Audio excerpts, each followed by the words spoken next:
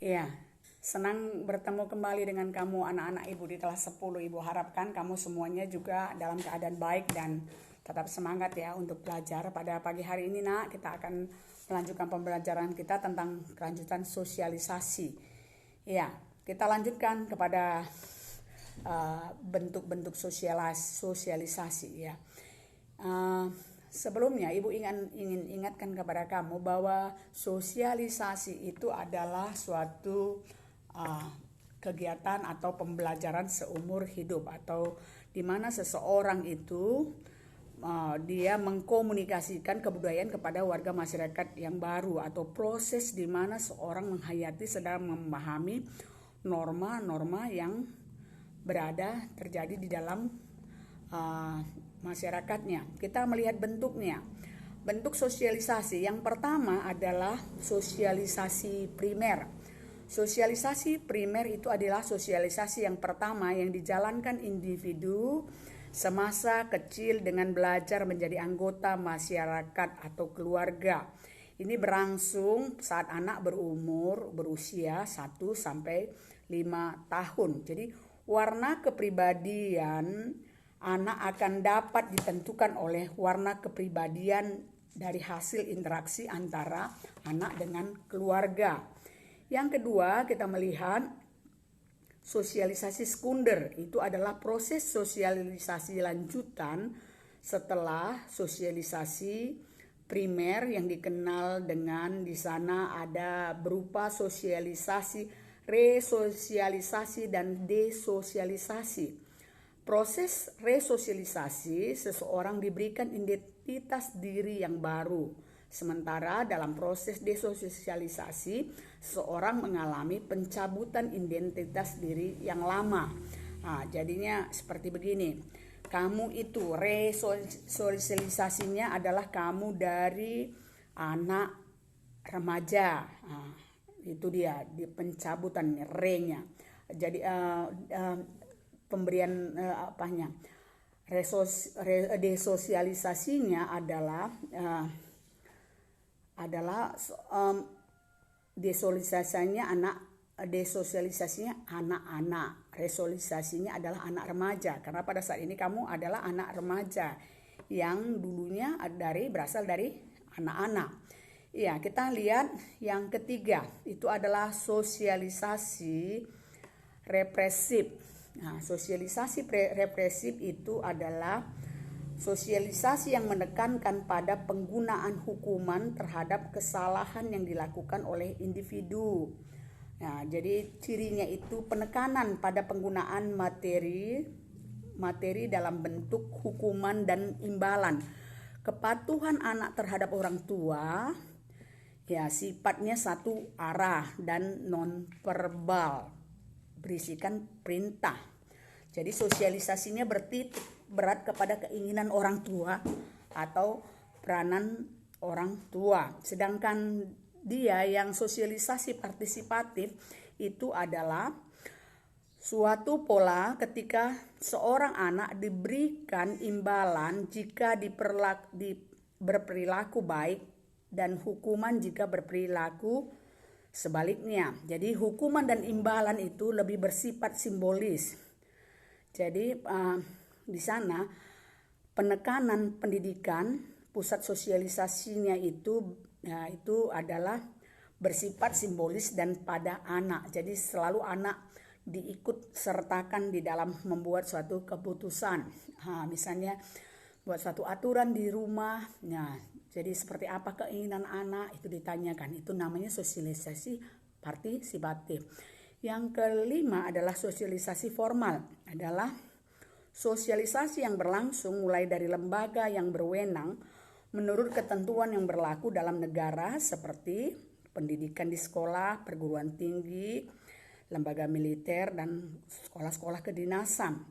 Kalau dia sosialisasi informal adalah sosialisasi yang berlangsung dalam masyarakat terbuka dalam pergaulan yang bersifat kerabatan seperti pergaulan antara kerabat ataupun teman. Itu dia bentuk-bentuk sosialisasi. Kita melihat faktor apa saja yang mempengaruhi sosialisasi. Yang pertama adalah kematangan fisik.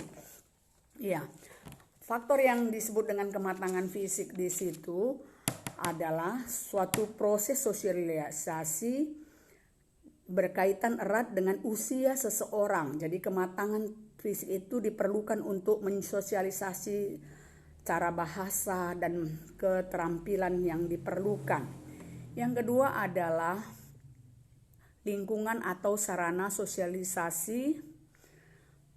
Ya, lingkungan atau sarana sosialisasi. Jadi lingkungan atau sarana sosialisasi itu meliputi, yang pertama adalah interaksi dengan sesama. Ya, hal yang diperlukan untuk pertumbuhan kecerdasan emosi seseorang, dia memerlukan orang lain di dalam berhubungan. Jadi semakin banyak orang temannya bersosialisasi, sehingga dia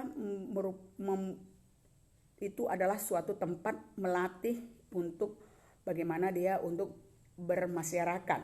Yang kedua adalah bahasa. Bahasa merupakan produk kebudayaan manusia yang sangat penting karena berisi simbol-simbol dan dipergunakan untuk memahami simbol-simbol kebudayaan lain. Jadi bahasa juga dipergunakan untuk memahami keadaan yang sebenarnya, mengkomunikasikan gagasan-gagasan yang ada. Yang ketiga adalah kasih sayang. Kasih sayang itu adalah merupakan proses sosialisasi di mana individu dan kelompoknya saling memperhatikan, saling memberikan perlindungan. Nah, jadi kasih sayang diperlukan bagi kesehatan mental dan fisik seseorang. Jadi kasih sayang itu diperlukan untuk bisa berkomunikasi dan bekerja sama. Ya, yang ketiga adalah keinginan yang kuat. Jadi menurut David J. McClelland, dia mengatakan faktor terpenting dalam proses sosialisasi adalah keinginan untuk melakukan sesuatu dengan baik. Jadi kepuasan untuk mencapai prestasi pribadi atau kebutuhan terhadap suatu prestasi. Jadi seseorang itu punya keinginan yang besar, makanya dia berhasil di dalam bersosialisasi. Kita melihat ada beberapa faktor penghambat dalam sosialisasi. Yang pertama adalah kemampuan berbahasa. Jadi kemampuan berbahasa seorang mempunyai kecenderungan dengan mudah melaksanakan sosialisasi.